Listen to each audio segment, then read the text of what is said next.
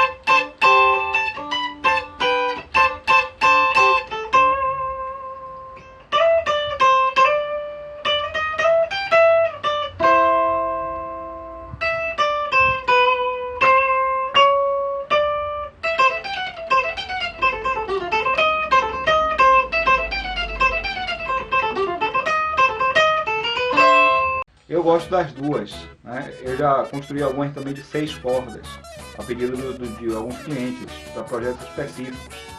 Eu sei que existem pessoas que tocam já com 6 cordas, mas a gente já começa a entrar numa questão mais de o que se vai fazer com o instrumento, né? Você vai tocar a escola tradicional do frevo, a música trieletrizada, então 4 cordas já dá para fazer praticamente tudo, né? 5 cordas, você já tem um recurso a mais, que é a quinta corda, né? Se você for trabalhar com harmonia, por exemplo, você tem mais possibilidades de inversões de acordes, né? De mudança do baixo, da tônica, né? Colocar os acordes com o baixo invertido na terça, na quinta, na sétima.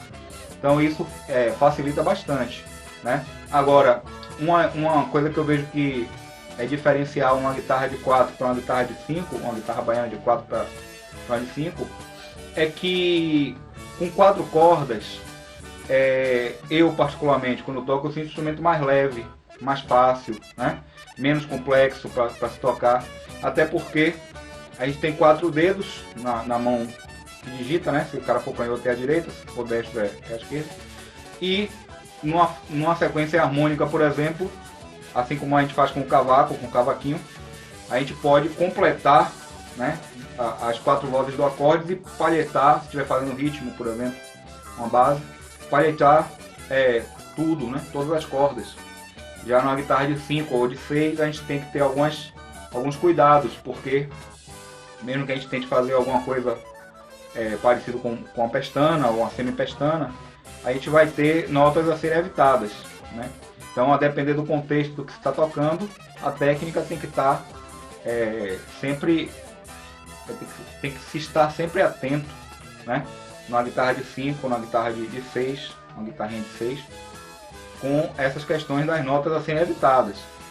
Melodicamente falando, eu acho que não muda muito. Você vai ter mais opções, se você já está acostumado com a mecânica, com o mecanismo, com a afinação, com os intervalos, não muda nada. A guitarra baiana tem a vantagem de ter uma afinação em quintas, que muitos chamam de afinação simétrica, né?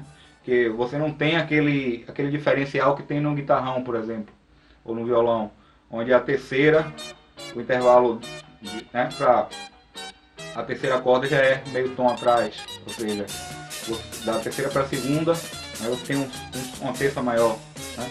A terceira solta Sol, a segunda já é um Si, né? Seguisse a lógica das quartas, né, do guitarrão, seria um Dó. Depois volta a ser de novo no mesmo intervalo, que a segunda é Si, a primeira é Mi. Então, todo mundo que toca guitarrão tem esse diferencial. Vai tocar violão flamenco, violão clássico, todo mundo aprende já que existe essa diferença na frequência de intervalos, quando você vai comparar de uma corda para outra, né? Já na guitarra baiana não tem isso, então tem uma certa simetria. Uma coisa que você faz aqui, você repete um pouco mais para frente do braço e um pouco mais nas cordas mais agudas, você está repetindo, já está fazendo 1/8 acima, o mesmo desenho, o mesmo padrão, né? E só para concluir assim, o adendo da guitarra baiana né? Assim como o bandolim, que é a mesma mecânica, a mesma forma de harmonizar e a mesma forma de fazer melodias. Se utiliza muita corda solta, né? Então quem toca de ouvido, como a gente diz, quem toca sem um conhecimento acadêmico do que está fazendo, toca, vai no ouvidão mesmo e ouve o que está sendo feito e sabe se a nota está certa ou errada, dependendo da escala, do campo tonal, etc. Na guitarra baiana se usa muita corda solta também, né? Então é um instrumento que quem é músico de baile, né, que toca, que a mãe chama, toca em banda baile, banda que toca tudo, toca na noite, toca guitarrão, né, ou violão, sabe exatamente o que eu estou falando. Que quando você aprende a tocar na noite com o guitarrão, o violão para fazer harmonia, para fazer mudanças de tonalidade, você tem que meio que ficar independente. Você não pode depender de corda solta, por exemplo, né? Então eu vejo que o repertório hoje que a gente tem de guitarra baiana, as tonalidades são aquelas. Se você, por exemplo, isso não vai acontecer, mas se precisasse mudar o tom, né? Um tom acima, um tom abaixo, meio tom, teria que se refazer toda a digitação, se reestudar a música. E muitas passagens, muitos links, muitos trechos iam ser difíceis de fazer, porque dependem dessa mecânica de corda solta, né? Então, mas esse assunto é um assunto mais aprofundado, assim, para mais específico mesmo de harmonia, de técnica, de melodia, né? Falando do ponto de vista construtivo, né, eu acho interessante as duas situações. A guitarra baiana de 4 cordas, eu acho muito massa, muito legal. E a guitarra baiana de 5 cordas também acho massa. E não tenho nada contra as guitarras de 6, mas eu acredito que para se tocar a essência do que se já tem de tradicional, né, de música trieletrizada, de frevo, de trio elétrico, 4 e 5 cordas é mais que suficiente. Agora, se o cara tem uma pegada, uma proposta instrumental, um trabalho novo, né, algum diferencial, onde ele pode fazer valer essa sexta corda, que é o Fá2, é a solta, é uma nota super grave, né, já está na verdade na região do contrabaixo, né? Então, guitarrinha tem a sua textura, tem seu padrão, tem sua região melhor, né? Eu aprendi que isso, muitos músicos já me disseram, né, e eu concordo, que os instrumentos de uma forma geral eles soam bem nas suas regiões médias.